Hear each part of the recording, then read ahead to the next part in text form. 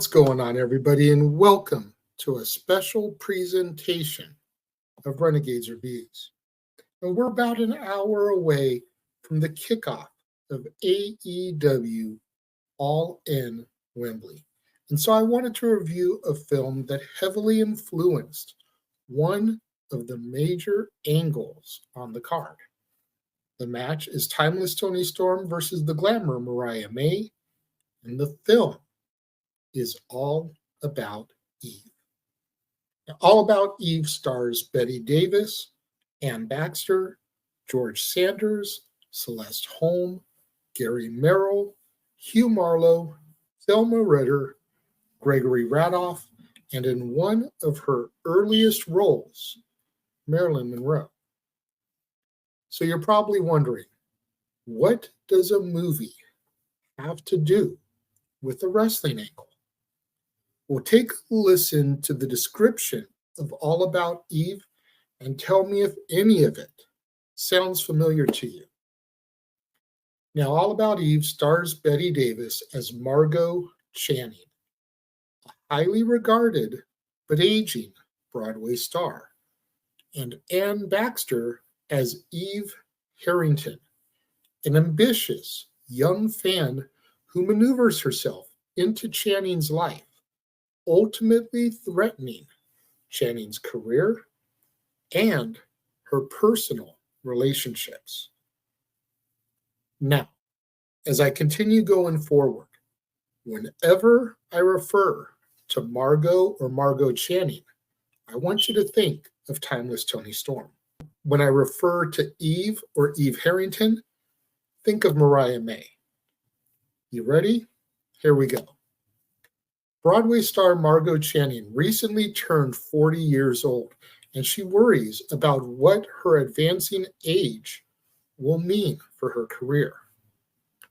After a performance of Margot's latest play, Margot's close friend, Karen Richards, the wife of the play's author, Lloyd Richards, brings a besotted fan named Eve Harrington backstage to meet Margot. Now, in Margot's dressing room, Eve tells Karen, Lloyd, and Margot's maid, Bertie, that she followed Margot's last theatrical tour all the way to New York City after seeing her perform in San Francisco. She then tells an engrossing story of growing up poor in Wisconsin and losing her young husband, Eddie, in the South Pacific during World War II. Very much moved by Eve's story, Margot takes her into her home as her assistant, which upsets Bertie. Eve is able to quickly manipulate her way into Margot's life, acting as both her secretary and an adoring fan. Adding to Margot's concerns about aging is her romantic relationship with the play's director, Bill Sampson, who is 8 years her junior. Now, without telling Margot, Eve places a long-distance phone call on Margot's behalf to Bill when Margot forgets his birthday. This results in Margot's embarrassment, exposing her to Bill, realizing that Margot forgot his birthday, while Eve remembered and even sent her very own greetings to him. Margot begins to grow increasingly distrustful towards Eve, particularly after catching Eve taking a bow in front of a mirror while pretending to wear one of Margot's costumes. Margot then asks producer Max Fabian to hire Eve at his office, but instead, Eve becomes Margot's understudy without Margot's knowledge. As Margot's irritation begins to grow, Karen sympathizes with Eve, believing that Margot is over-dramatizing her resentment of Eve out of some temperamental peevishness. hoping to humble Margot. Karen conspires for her to miss a performance so that Eve can perform. Eve invites the city's theater critics to attend her performance, including the influential Addison DeWitt. Now, Eve's performance is a triumph. Later that night, Eve attempts to seduce Bill, who, as a successful Broadway producer, might be useful to furthering her career. Bill rejects Eve, letting her know that he sees her manipulations. Instead, Addison takes an interest in Eve. He interviews her for a column, harshly criticizing Margot for resisting younger talent. Margot and Bill announce their engagement at dinner with Lloyd and Karen. During the dinner, Eve summons Karen to the ladies' dressing room, and, after at first appearing regretful, she delivers an ultimatum. Karen must recommend her to Lloyd to play Cora, the lead role in Lloyd's new play. Otherwise, she will reveal Karen's part in Margot's missed performance. When Karen returns to the table, much to her relief, Margot surprisingly announces that she does not wish to play Cora, saying that she is too old for the role. Eve is cast as Cora, and just before the new play's premiere in New Haven, Eve reveals her next plan to Addison: to marry Lloyd, who she has seduced despite his wife Karen's championship of her, so that Lloyd can write plays for her to star in. Angered with Eve's audacity, Addison shares that he knows her backstory is entirely lies. Her real name is Gertrude Slizinski. She was never married, and she was paid to leave town over an affair with her married boss. He also says that Lloyd would never leave Karen for Eve. Addison then blackmails Eve, saying that she now belongs to him.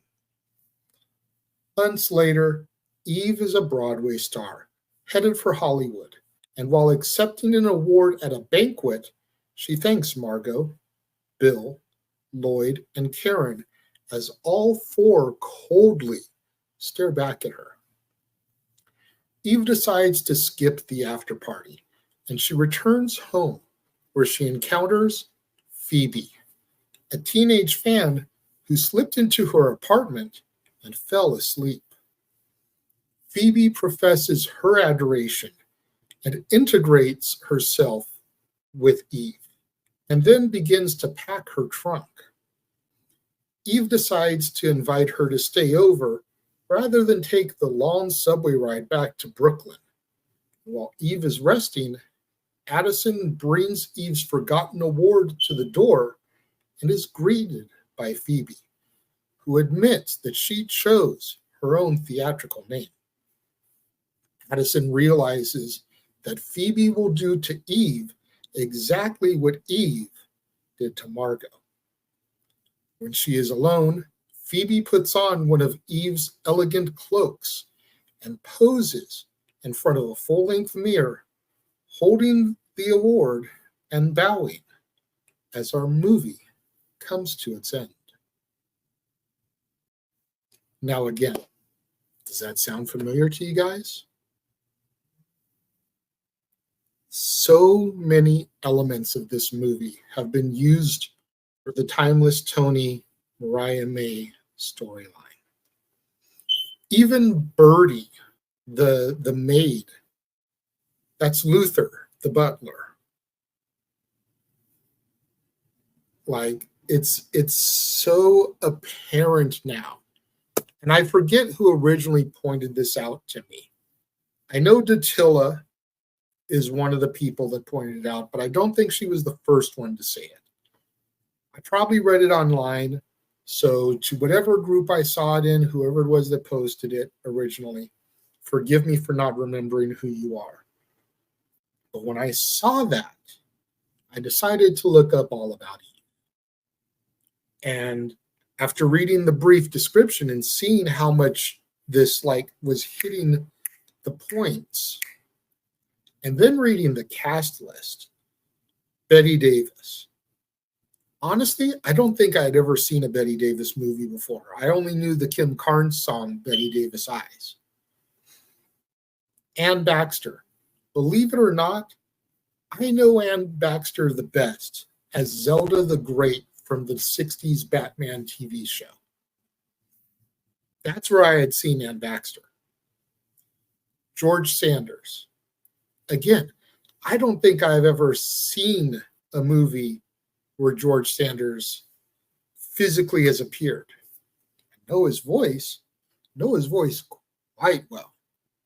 You guys watch this and you close your eyes, George Sanders is the voice of Shere Khan from The Jungle Book. Distinct voice. You just close your eyes when he's having his scenes as Addison and Eve, and you hear Shere Khan plotting to get little Mowgli, the man cub. Brilliant. Thelma Ritter. Thelma Ritter, I had seen before, and it took a minute to jog where I saw her. I actually had to look it up because the other movie I had seen her in, she was uncredited, but she did play a pretty memorable role. She's in Miracle on 34th Street. She's the mom to the little boy that Edmund Gwynn's Santa tells, oh, you're going to get your toy, despite the fact that the mom's standing there going, hey, I can't find it anywhere. And Kringle tells her to go to the competition instead of Macy's, and she can find it there for a good price. That mom is Thelma Ritter. And then Marilyn Monroe. Very small part. She's a guest at one of the parties, has a couple of lines of dialogue, nothing too memorable, but it's like her fifth or sixth movie that she's ever been in before she made it big. And you're watching all these pieces come together. And it's like, dude, now I'm waiting for All In, which will be in just a few hours. And the fallout on Dynamite, which, if Mariah May doesn't defeat Toni Storm for the women's championship, what are we doing here for one? But I want to see Mariah defeat Toni. I want to see her show up on Dynamite. I want to see her walk into her dressing room. And there's somebody in there. There's a Phoebe. There's that new fan who wants to latch on to Mariah May the way that Mariah May latched on to Toni Storm. You figure the play that Eve was the understudy to Margot for, and making Margot miss the performance so that she could have a huge performance and shine and break out.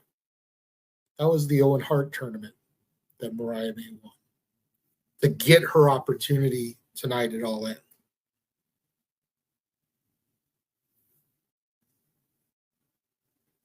I'm so looking forward to seeing the pay-per-view in a couple of hours. I had to do this review so that you guys could see just how much was borrowed from this film for this angle.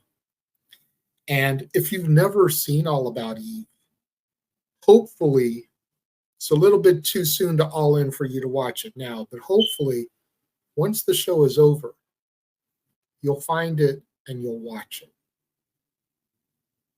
Because it's definitely worth giving a look to. Go back, you watch All About Eve, then you go back and you rewatch the match that's going to happen tonight. Because they're going to have a video package. They're going to show highlights of how we got here. AEW usually doesn't do that, but if they don't do it for this match with as cinematic as it has been in its storytelling, they're going to miss a grand opportunity. They even partnered with Turner Classic Movies at the beginning of this angle. And I realize why they did it. Because of the connection to this film. I hope you guys have enjoyed this Renegade review special. When it comes to this film, I almost forgot to rate it. When it comes to this film, I am going to give All About Eve. I'm going to give it 4 out of 5 stars. I do feel that they probably could have trimmed just a smidge of it because there were a couple spots there where I started to lose a little bit of interest. If it hadn't been for the reasons I was watching the movie, I probably would have fully tuned out in those spots. The only reason I didn't was because I knew of the connection to the angle. So I stayed focused. But they probably could have trimmed about 10 minutes out of this movie, and I might have given this 5 stars because it is that good. But 4 out of 5 stars. What do you guys think about All About Eve? Let me know. Leave your thoughts in the comments below. Now, Renegades Reviews will be back January 1st. There's a huge relaunch that's going to be going down with the Casa come January 1st, where I'm going to be relaunching Renegades Reviews. The Warzone will be back, and I'll be adding some new shows to the Casa D18 Studios lineup. I'm honestly, right now, I'm watching movies, filming reviews. That way, when the relaunch comes on January 1st, content is already filmed. Hopefully for a few months. You figure it's the middle of August now. I've still got all of September, October, November, and December. I've got 4 months to watch movies, film content, edit it, upload it, so that when the relaunch comes, it's already done. I'm hoping that in these 4 months, I'll at least have 3 months of content filmed. 2 to 3. Depends on how many days I have movies, because I'm doing something different with Renegades Reviews come the beginning of the year. I'm only going to be doing reviews on anniversary dates. So if more than one movie has an anniversary date, then I'm only going to pick one movie. But for example, the day we're relaunching, January 1st, the film Hot Boys. I don't know if you guys remember that film. No Limit Productions, Silk the Shocker, AJ, Anthony Johnson, Snoop Dogg, Mystical, Master P, Gary Busey. Came out January 1st of 2000. So January 1st, 2025 will be the 25th anniversary of that film. So I'm going to review it that day. So movies like that, if it's the 20th, the 25th, the 10th, the 75th, the 50th, whatever, as long as it's got a 0 or a 5 for an anniversary date, it is up for contention to be reviewed. If there's only one movie, like Hot Boys, that has an anniversary that day, easy decision. That's the movie I'm going to review. If there's multiple movies, I'm only going to pick one. I'm going to try not to show personal bias. What I'm going to try to go by is the most monumental anniversary. So, for example, if a movie is celebrating its 35th anniversary and its 20th anniversary, I feel like the 20 is a better number. You know, If I wait 5 more years till 2030, the one that's celebrating its 35th anniversary will be doing its 40th anniversary. I feel like that's more monumental of a number. Whereas if a movie is celebrating its 45th and its 25th, again, the 25th I feel is more monumental because the next one would be 50 for the 45. If a movie is celebrating its 75th and its 60th, there's 2 movies. I'm going to go with the 75th because I feel like that's a bigger number, a more monumental occasion than 60. So be on the lookout for that. January 1st, when Renegades Reviews officially relaunches full-time. And in the meantime, in between time, I hope you enjoyed this one-off review of All About Eve. I hope you guys enjoy AEW All In this evening. I hope you enjoy our coverage, our watch-along coverage that we're going to do. And until the relaunch on January 1st, bringing back Renegades Reviews, I am the Renegade JJ Williams. Thank you guys for watching. See you guys next time.